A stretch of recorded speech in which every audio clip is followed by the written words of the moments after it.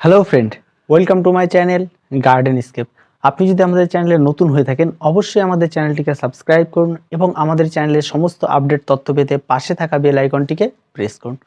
বন্ধুরা চলুন ভিডিওটি শুরু করা যাক। বন্ধুরা আজ আমরা আপনাদেরকে দেখাবো সিনেরেরিয়া, অ্যাস্টার, স্যালভিয়া এবং ইমপ্রেশন্ট এই সমস্ত গাছগুলি সম্পর্কে ছোটোখাটো পরিচর্যা। বন্ধুরা আমরা আগের ভিডিওতে আপনাদের দেখিয়েছি যে সিনেরেরিয়া এবং অ্যাস্টার গাছে কী করে পটিং করবেন এবং সে সম্পর্কে আপনাদেরকে বিস্তারিত জানানো হয়েছে।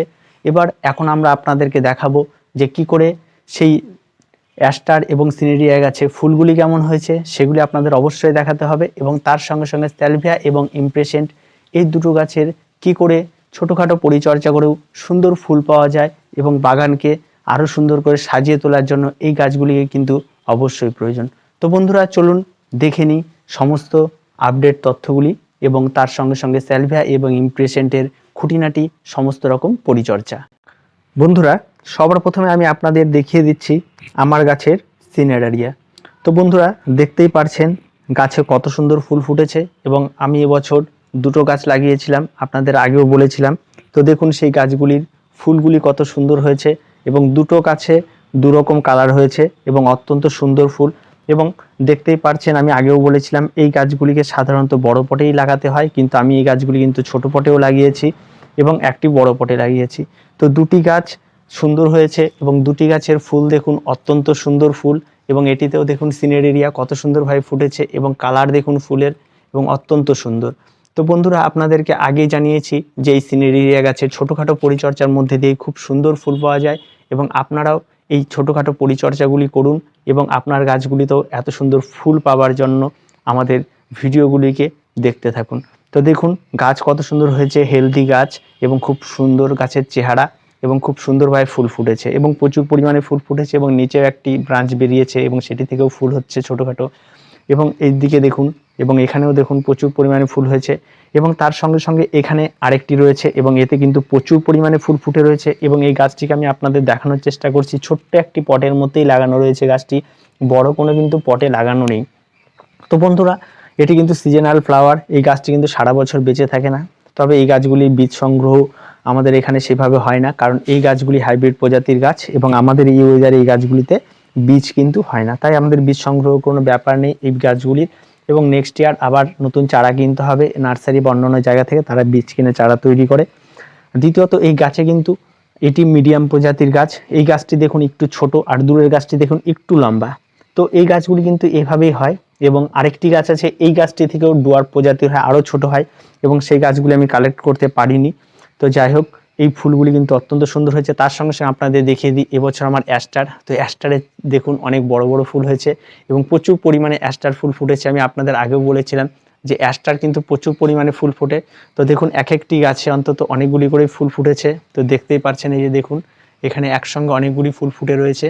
তো এভাবে আপনারা অ্যাস্টার করুন এবং এই অ্যাস্টারও কিন্তু এটি যে প্রজাতির অ্যাস্টার রয়েছে সেটি কিন্তু অতটা ভালো নয়, তবুও কিন্তু ফুলের সংখ্যা কিন্তু প্রচুর পরিমাণে ফুটেছে।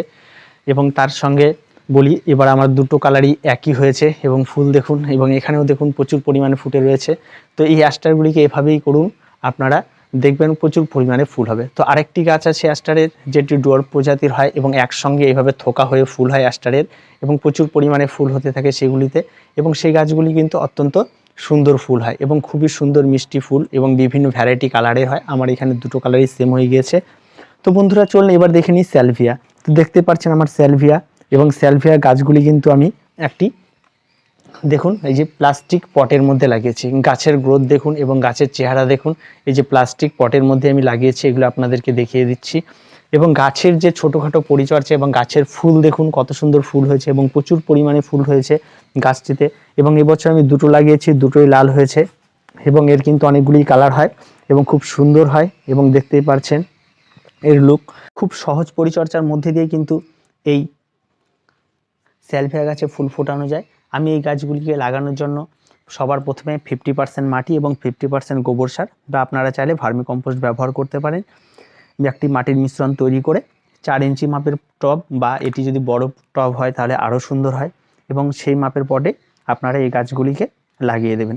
এবং গাছ লাগিয়ে দেওয়ার পরে গাছে তেমন কোনো পরিচর্যা নেই। আপনারা চাইলে এই গাছগুলিতে খোল জল দিতে পারেন। অবশ্যই খোল জল এই গাছগুলিতে বেশ কার্যকর হয় এবং খুব ভালো একটি খাবার এই গাছের জন্য।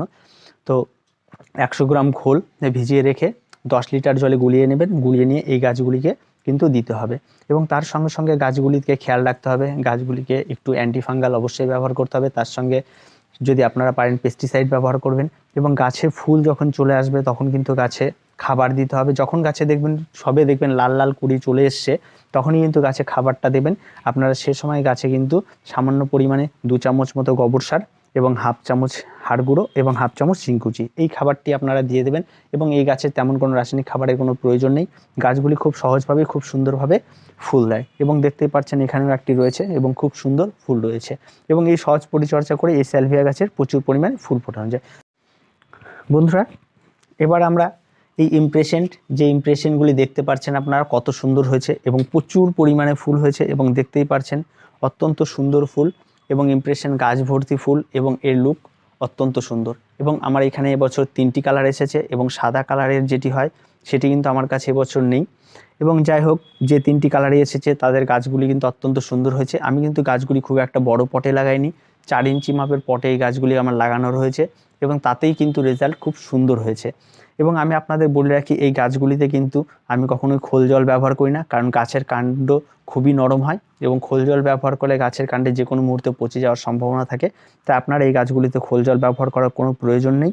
এবং আপনারা এই গাছগুলি লাগানোর জন্য সবার প্রথমে কি করবেন, অক্টোবর এবং নভেম্বর মাসে নার্সারি থেকে আপনারা বীজের চারা কিনবেন, কাটিংয়ের চারা কিনবেন না এবং বীজের চারা কিনবেন। এবং সেই বীজের চারা থেকে আপনারা বাড়িতে নিয়ে আসবেন। 4 ইঞ্চি বা 6 ইঞ্চি বা 8 ইঞ্চি যে কোনো টবের মধ্যে এই গাছগুলি আপনারা করতে পারবেন। এই গাছগুলি করার জন্য সবার প্রথমে আপনাকে 50% মাটি এবং 50% গোবর সার বা ভার্মি কম্পোস্ট আপনারা নিয়ে নেবেন। তার সঙ্গে সঙ্গে আপনাদের কি করতে হবে, এই মাটির সঙ্গে 2 চামচ হাড় গুঁড়ো, 2 চামচ শিংকুচি এবং 2 চামচ সর্ষের খোলের গুঁড়ো বা অন্য যে কোনো কিছু দিয়ে দিতে পারেন বা তার সঙ্গে সঙ্গে আপনারা চাইলে কোকোপিট দিতে পারেন।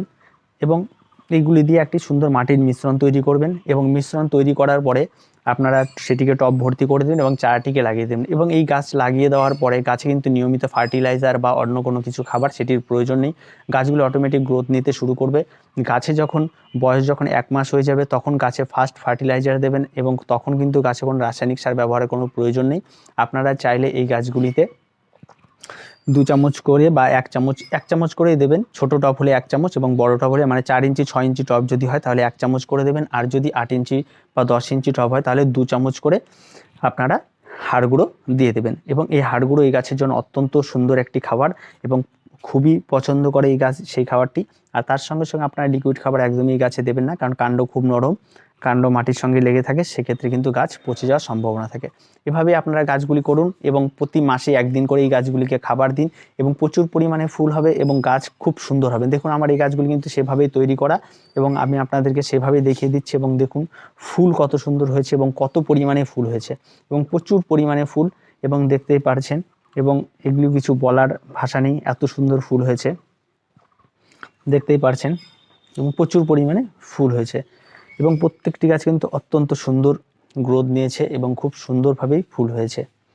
এবার গাছগুলিতে কিন্তু আপনাকে একটা জিনিস মাথায় রাখতে হবে, এই গাছে কিন্তু সবচেয়ে বেশি পরিমাণে হয় ধসা রোগ এবং এই ধসা রোগ থেকে বাঁচার জন্য আপনাকে অবশ্যই সপ্তাহে 1 দিন করে অ্যান্টিফাঙ্গাল স্প্রে করতে হবে, তাহলে দেখবেন গাছে অত্যন্ত। আর ফুল ফুটে যাওয়ার পর যে ছোটোখাটো পরিচর্যা রয়েছে, মনে করেন এই ফুলটি ফুটে গেছে, তাহলে এই ফুলের যে অংশটি রয়েছে এইটি কিন্তু গাছ থেকে সরিয়ে দিতে হবে। এই যে এটি কিন্তু ইমপ্রেশনটের বীজ এবং এই বীজগুলি যদি আপনারা কালেক্ট করে শুকিয়ে রেখে দিতে পারেন তাহলে এখান থেকে নেক্সট ইয়ার আবার নতুন চারা তৈরি করতে পারবেন।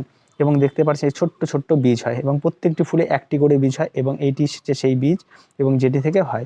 তো এই বীজগুলি আমরা সাধারণত সংগ্রহ করি না, যদি প্রয়োজন হয় আপনারা করতে পারেন এবং কিন্তু খুব সুন্দরভাবেই করতে হবে। দেখুন এই যে ফুলগুলি ফুটে গেছে, সেই ফুলগুলি কিন্তু অবশ্যই সরিয়ে নিতে হবে, যে দেখুন।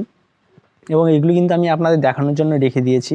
আমি কিন্তু প্রতিনিয়ত এই গাছগুলিকে পরিষ্কার করি। দেখুন এই গাছটিতে পরিষ্কার করাই রয়েছে এবং তাও 2-1টি করে একটু আধটু থেকে যায়, সেগুলি কিন্তু আমাদের পরিষ্কার করতে হবে, কারণ এর থেকেই কিন্তু এই গাছে ধসা রোগ সৃষ্টি হয় এবং যার ফলে গাছটি নষ্ট হয়।